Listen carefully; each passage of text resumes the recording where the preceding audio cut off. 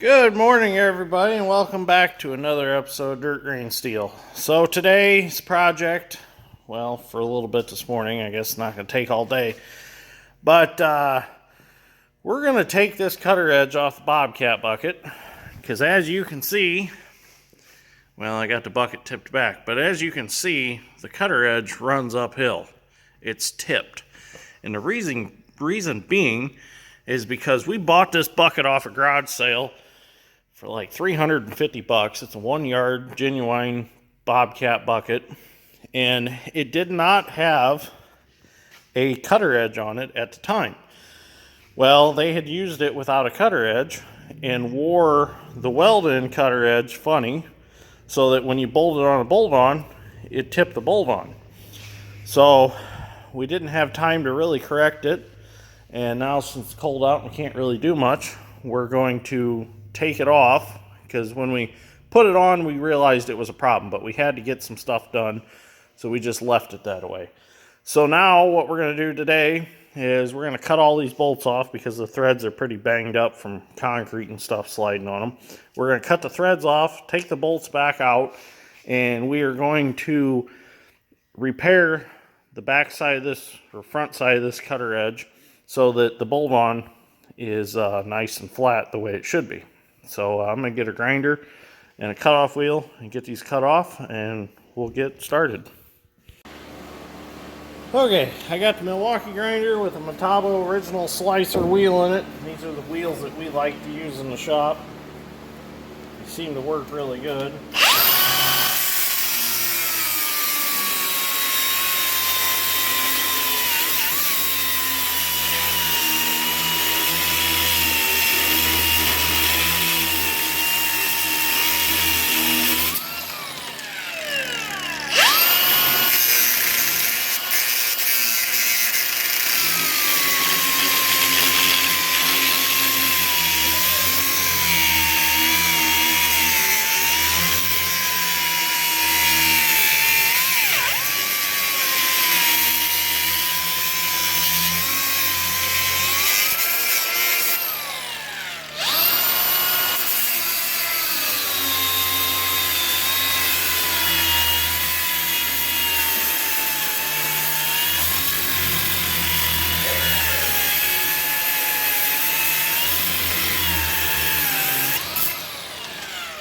I need to bring little Dick's ditch bucket in here and do the same thing on it, cut these bolts off, because when you're digging in grass with it, the grass hangs around the bolt that's sticking up in the nut, and it kind of drives you crazy. So I'm going to go through and cut the rest of these off. I don't need to do it on camera, because that's going to take a lot of time. So we'll get a little video later on. I got all these bolts cut off now. And this is why I like these Metabo wheels, because they last a really long time. That one wasn't even a new wheel, and I was able to cut all them bolts off, and them are good hard bolts. So now Dad Strength's moving on to taking these side cutter edges off, and we're actually going to flip them over to a new side, and we got to get these bolts out. Well, he started taking the bolts out, and the Milwaukee Impact just decided to snap that one right off. So now we're going to have to try to extract that bolt somehow after we get this one out. So he's going to put a little heat on them with the torch, just to give it a little persuasion.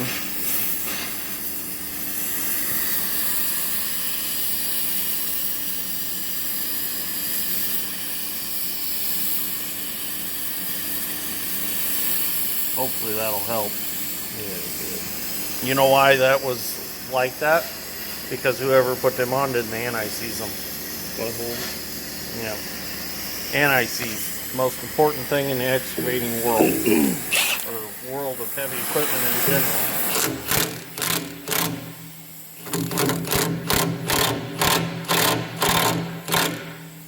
Nope.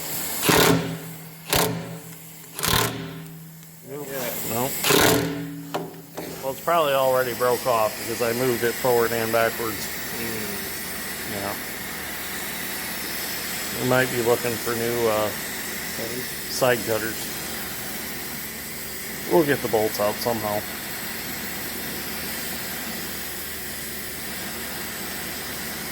drill them and retap them. Okay.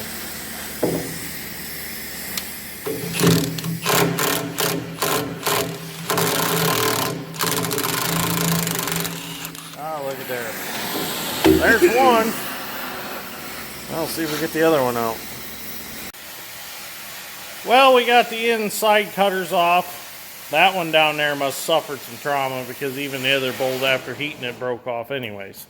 So something must have hit it pretty hard at one time and messed it up. So I went through once already and soaked these with a little old Rusty's just to help lubricate them coming off.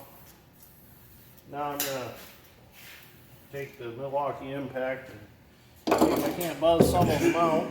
They are like a carriage bolt, so they've got a square up in the cutter edge. Oh, look at that! Oh, this job's gonna be wonderful. Nice. I'm gonna go back and get this. We'll leave the end one until that.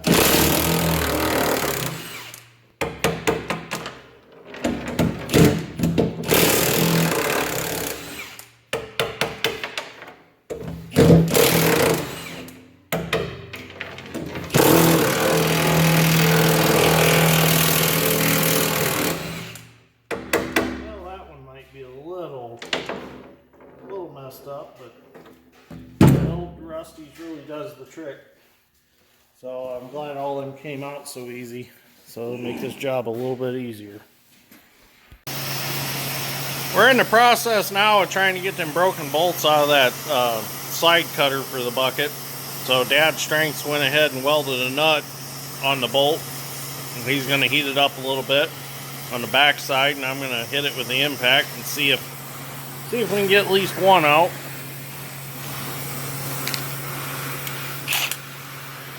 Just doesn't seem like the weld wants to adhere to the bolt.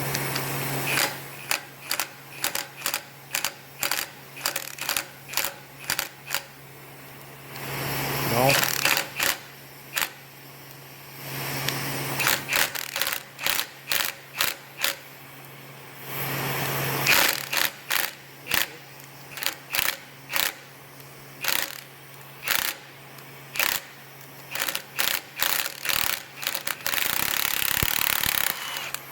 There we go. There's one less we got to drill out.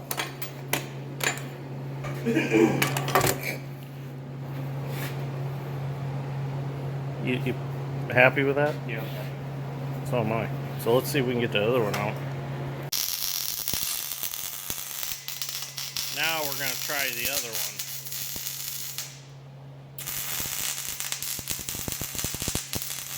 Hopefully this works. It was broke off flush, so I'm not sure if we have enough stud to weld to or not. So he's gonna try it though. It's worth a shot at this point.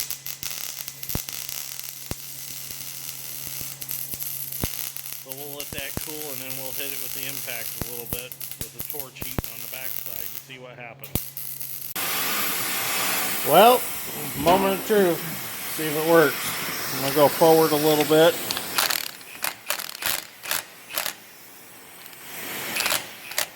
Then reverse. Oh man, no. That's not gonna work. Well, see, there's just not much to weld to. We'll figure something out. Well, we gave up on it, so he's just gonna burn her out and we're gonna redo her. Let's see how skilled he is. Take the bolt, leave the threads. Let's see what happens.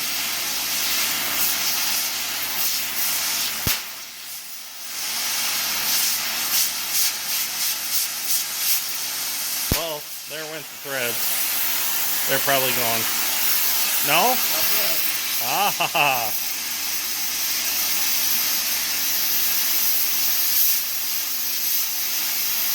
He's got some pretty good torch skills. That's from Dad cutting cardboard with it again.